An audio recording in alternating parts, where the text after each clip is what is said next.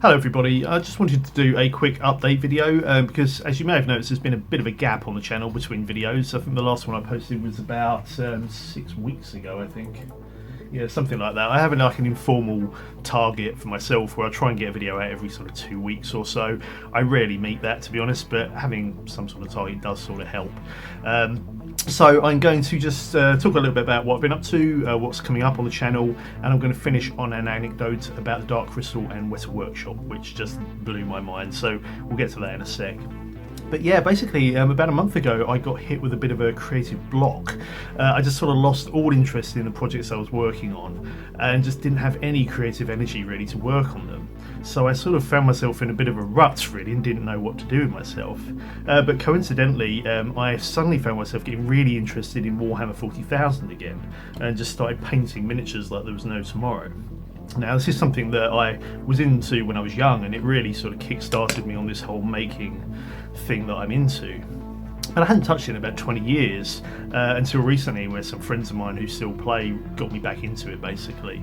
And I sort of go through peaks and troughs. Sometimes I'll paint a little bit for a couple of weeks and then put it away. Then I won't touch it for like 6 months.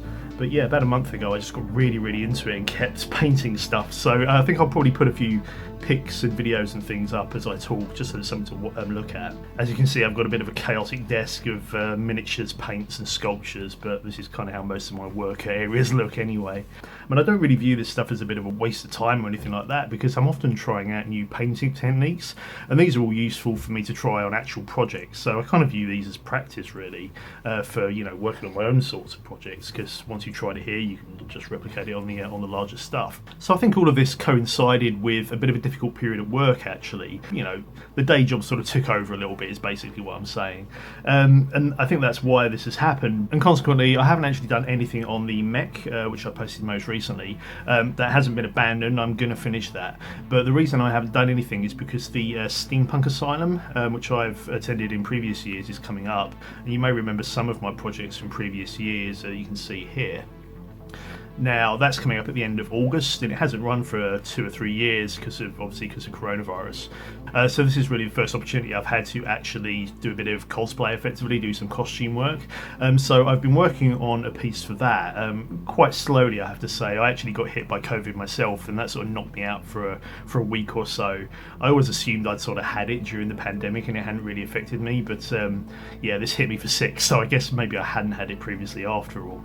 So nevertheless, I eventually got around to working on my piece for the Asylum, and you can see sort of a brief tease of that here. As you can see, it's fairly heavily influenced by Warhammer 40,000 as well. I need to steampunk it up a little bit, but I'll be putting together a video for this hopefully soon and going through the build process for that. This is actually built out of foam, which is something I have used previously but haven't sort of built an entire costume out of, so I wanted to have a go at doing that here for this. So once I've got the Asylum out of the way, which is at the end of August, I'm then going to return to working on my mech suit model, which you can see here. The deadline for the original mecha contest is the end of October, I think, so that gives me about 2 months to finish this off, which should be enough time, and the deadline does have a good way of focusing the mind, so I think that's probably enough time to get that finished. But that's what will be coming up on the channel. I have spoken about creative blocks in the past, and I always intended to do a whole video talking about them. It can be very infuriating if you want to get on with something but you just don't have the motivation to do it. I kind of find that you just got to kind of ride it out really and just sort of follow wherever your brain sort of steers you. So I kind of embraced the miniature painting to a fair degree, because I figured that once I'd got that sort of out of the system I would then be able to return to the projects, and I have found that. I found the sort of the motivation coming back after a bit of a break. So I think sometimes you just need to sort of rest your brain effectively and sort of give yourself a bit of a rest so that the creative energy can come back. Sounds a bit zen, I suppose, but there's got to be some sort of theory to it. But that seems to work, so I'm sort of back on track now.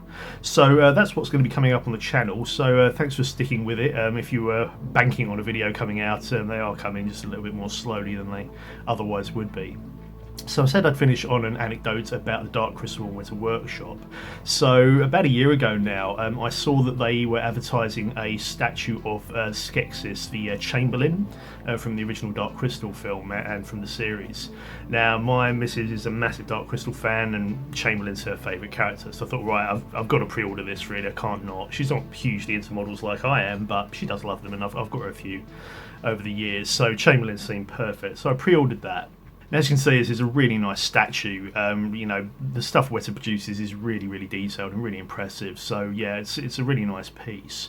But you know how pre-orders are. You sort of place them a year or two previously, and then you forget that you've posted them. Anyway, they eventually took payment, and a month or two later, a box appeared. And the minute the guy handed it to me, I could tell something was wrong. This felt rather light. I'm like, oh no, what's happened here? So I opened the box up, and it's the wrong item, right? What actually appeared was this, which I don't know if you can see there. It says Dark Crystal Breyer, which is one of the Gelflings. That's completely not what I ordered. So I was like, oh no, nightmare, what do I do? So obviously I emailed them saying, look, this has happened. But of course the central office is in New Zealand, and I got an email back saying they were still operating under COVID restrictions, and there might be a week or more until they can respond. Now, these are limited edition figures. I think they made 500 of the Chamberlain.